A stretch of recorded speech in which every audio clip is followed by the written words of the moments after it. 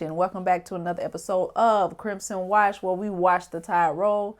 You already know who I am, Kara Witt. We had an exciting, well, the word exciting is relative, but we had a weekend of college football and, of course, Alabama football, and I was pleasantly surprised, more so at the defense, but pleasantly surprised at the team and how they gelled together and how we looked excellent. Very pleased. Very few complaints. A lot of praise. I am so excited for the DeBoer era. He looks locked in. He looks like he has always been with the team. And he just kind of fit in just like a puzzle piece. And I really love it. So let's go ahead and get into the things that we saw. Let's talk about the pros and the cons and everything that went on this weekend. Okay, first of all, the pros. I'm just going to go ahead and get into it. I don't want to beat a dead horse, okay? What could be said has already been said. And the one thing that everybody is talking about today is Ryan Williams. Ladies and gentlemen, that man is special. Generational talent. And I use that term man very loosely because he is a boy, okay? He's a young man, not even 18 yet. He can't even buy a lottery ticket, okay? He's 17 years old.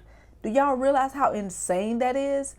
He's very reminiscent of Devontae Smith, and that's scary at 17. Imagine how great he's going to be by his junior year. Seeing Ryan Williams out there on that field is scaring other teams. They don't understand how we continue to get these wide receivers. This guy is going to be special. Only 2 receptions and both ended in a touchdown. Man, are you kidding me? I can only imagine the adrenaline he had as he ran into the end zone. How about that defense? I'm very happy that the defense that I saw at A-Day was not the defense that I saw Saturday night, okay? Because I was very concerned at A-Day. But that was months ago, and you know they had a lot of things that they wanted to clean up, and they didn't show everything at A-Day. But I'm very happy that I got to see that swarm defense. See ball, get ball, we saw that. Especially Keon Saab. Everybody was talking about, oh, what are we going to do that Downs is gone? Why do you need 2 when you got 3? I feel like our defense is going to be just as explosive, if not more explosive than our offense. I was so happy to see our defense going after it, doing what they need to do. And it's like they went out there and they was playing like they could not wait to hit somebody. As soon as they got on the field, you could feel the energy. Even if you weren't even at the game, you could feel the energy of the defense. You saw it in their eyes. They were locked in. They were focused. You can tell that they have been waiting all spring to get on that field to execute. And that's what I saw. Execution on both sides of the ball. Of course, we got a lot of things we got to iron out, but everybody was all over the field. Our defense was on Western Kentucky's ass like green on grass. You understand what I'm saying? I loved it. What else I loved was Coach DeBoer's focus. Listen, that guy smiles any other time, okay? He smiles anytime that he is doing an interview. He smiles before the game and after the game. But during the game, that man wasn't smiling one time. We scored touchdowns and that man didn't smile one time. You hear me? I love that. I love that you mean, Coach. I love that don't nothing bring you joy during the game. Nothing brings you joy but a dub. And that's what I love. Very familiar, isn't it? Don't y'all think? Yeah. The future looks bright for the Tide because our coach don't smile during the game, and I love that. Joyless murder ball. You can tell that he got one thing on his mind, and that's to win. The thing that I hear about him the most is that he is relentless. And I can tell just about the way he coached on that sideline. He might not be as animated as Coach Saban, throwing the headset and doing all that, but he's definitely focused, and he ain't nobody to play with out there. Okay? Some people might say, hey, you guys, 63-0 to Western Kentucky Conference USA. Okay, so what? Let me tell you something. We did what we were supposed to do against an inferior opponent. We were supposed to score 63 points against Conference USA. If we would have gone out there and scored 30 points because the offense was sputtering like we saw many times last season, then I would be concerned. But 63 points, that's what we're supposed to do.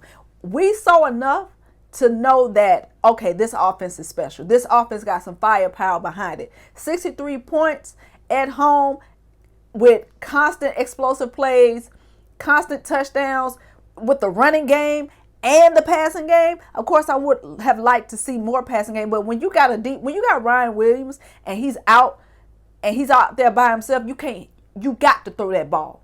You got to. That's a touchdown every time. That was enough for us to be excited about. I've seen enough, okay? I've seen enough to know that we are going to be a threat in the SEC. Again, don't be surprised if Coach DeBoer going to have Miro out there looking like Tua. Because we're going to have that deep ball every time. And everybody knows that Miro got the best deep ball in college football right now. So don't be surprised when we're going to be running up the score, just like we did with Tua, and Miro going to be on the bench by the third quarter. You heard it here first on Crimson Watch. I said it.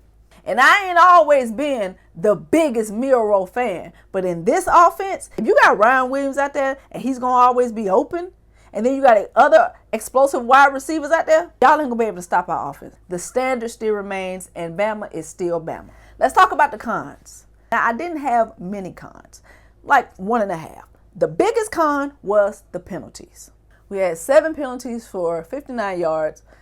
We got to clean up. I don't want a lot of penalties. Coach DeBoer had Washington. They was very disciplined over there. They didn't get a lot of penalties. Bama has been penalty plagued for the past few seasons, and I'm not sure what's going on with that, but I would like to get that under control because penalties will kill you. They will cause you to lose a game, and we don't need to be dropping no games. Honestly, I want to go undefeated. So clean up them penalties, guys. All right. And the other con, which is not really a con, it's inconsequential, but the C on the jerseys. Now, I'm just an old school Bama fan. I like what I like. If it ain't broke, don't fix it. I don't want nothing on our jerseys, okay? We are Alabama. One thing that make us Alabama is the fact that we don't change, okay?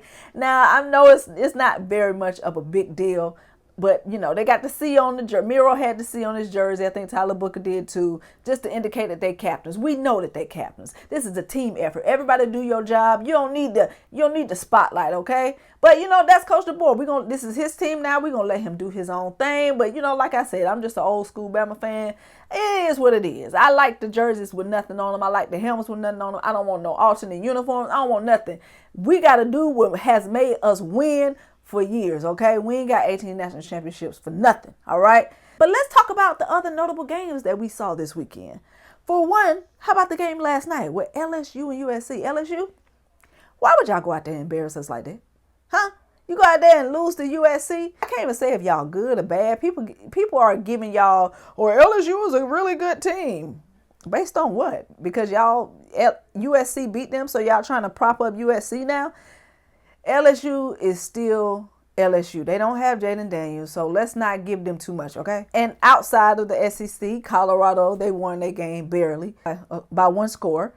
It's same old. Nothing really different. Same thing we saw last season. I see them winning about 5 games, possibly a bowl game. Definitely not going to be in the playoffs. Travis Hunter is the best player in college football. Shedeur is really good as well. I don't know about the offensive line. We'll see. But other than that, Colorado is going to be Colorado. Coach Prime still looks like he's a deer in headlights. I don't see him doing a lot of coaching on that sideline, but that's just me. I don't know how many more excuses are you guys going to give them if they have another losing season. This is his team now. It was his team last year, considering that he pretty much rebuilt the entire roster, and he's rebuilding the entire roster again. So officially, this is his team now. He got the coaches he wanted. He got the linemen he wanted. I don't want to hear any more excuses, guys. Okay? I don't want to hear any more excuses. That man said he was going to be in the playoffs this year. You better be there. Dabo. I don't know how you go from consistently winning, competing against Alabama for 3 years straight to this. When it comes to the transfer portal and the NIL, Dabo is who y'all claim Nick Saban is. That man has made his stance very clear on how he feels about the NIL and transfer portal, and in his actions and deeds by not starting any transfer players and not wanting to pay players. Nick Saban is not like that, and he did not retire because of that. But maybe Dabo should, because he is stubborn. Did you not see what happened to Les Miles, Dabo? You are losing, bro. You losing, and badly at that.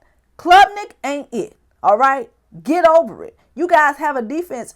It's really good. You had a really good defense last year. You consistently have great defenses. And the bad part about it is Clemson is in a perfect spot to recruit. Okay, Dabo is a good recruiter. He could get people there, and he can recruit some players out of that transfer portal. But because he's so stubborn, and because of other issues that I personally think he has, He doesn't want to. And you're going to have to suffer the consequences, Dabo. You're going to have a losing season this season. And that's just it. And it is what it is. You are not who you think you are anymore. You are not a premier program, and you are not going to win any championships anytime soon as long as you continue to put your head in the sand and act like college football has not changed. Of course, Georgia beat Clemson to death. It started off really slowly, but I figured that Georgia was going to blow them out at the end of the day. I mean, I hear a lot of people saying Georgia's the gold standard. That remains to be seen. We'll see how they hold up against really great programs who can actually pass the ball, unlike Clemson, and who can score points and take advantage of the slow start that Georgia notoriously has. Seems to be every game. But I cannot wait till September 28th because we're going to curb stomp, y'all. Yeah, we are. Anyway, y'all, that is all I got. Thank y'all for watching. Again, make sure that you subscribe. Make sure that you give us a thumbs up so we can get out into the algorithm, into the YouTube universe, so people can watch this video. I'm happy to be back. Week 1 is in the books. We got South Florida next week. We owe you one. Okay, it ain't going to be the same South Florida. I want y'all to know that. What y'all had last season ain't going to be this season. We going to beat y'all to death. All right? Thank y'all for watching. Make sure you share this video. Like, share, subscribe. This is Crimson Watch, and I'm Kara with Roll Tide, Bama Nation.